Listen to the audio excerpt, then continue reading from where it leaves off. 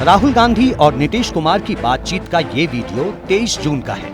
विपक्षी एकता की बैठक के बाद उस दिन राहुल गांधी ने नीतीश कुमार से मंत्री बनाने को लेकर पूछा था।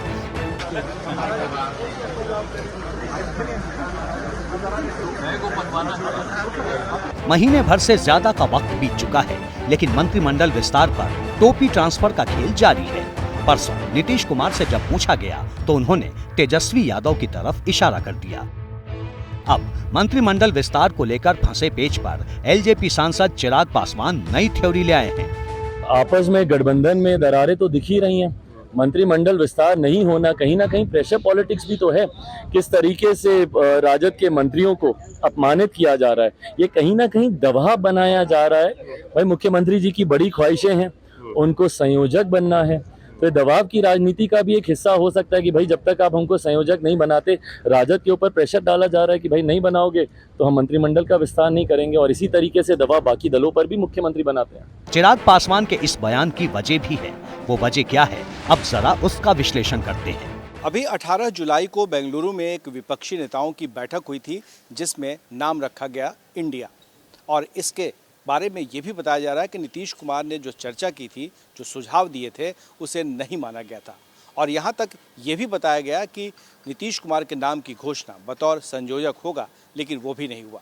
अब बीजेपी कह रही है कि नीतीश कुमार इसी से नाराज होकर प्रेस कॉन्फ्रेंस से पहले वो पटना के लिए निकल गए। इसमें कोई दो राय नहीं है कि नीतीश कुमार ने ही विपक्षी गठबंधन की एकता की मुहिम शुरू की थी।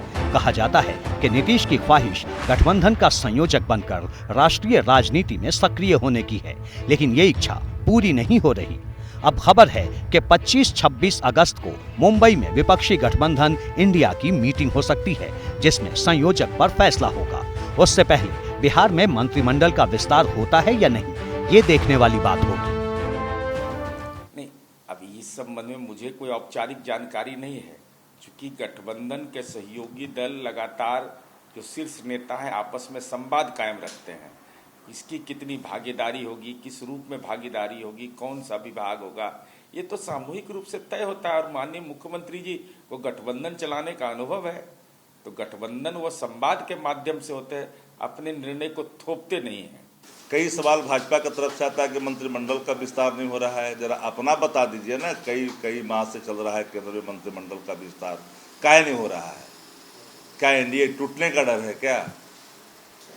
महागठबंधन पूरी तरह से मजबूती के साथ समावेशी विकास के लक्ष्यों को लेकर के आगे बढ़ रही है। सत्ताधारी पार्टी के प्रवक्ता भले ही मंत्रिमंडल विस्तार को मुख्यमंत्री का विशेषाधिकार बता रहे हैं, लेकिन ये नहीं भूलना चाहिए कि बिहार में लालू की पार्टी आरजेडी गठबंधन की सबसे बड़ी पार्टी है। बीजेपी का कहना है कि नीतीश लालू के दबाव में हैं। नीतीश कुमार जी बार बार इस बात को स्पष्ट कर रहे हैं कि मंत्रिमंडल विस्तार के लिए तेजस्वी यादव और लालू यादव से ही बात किया जाए।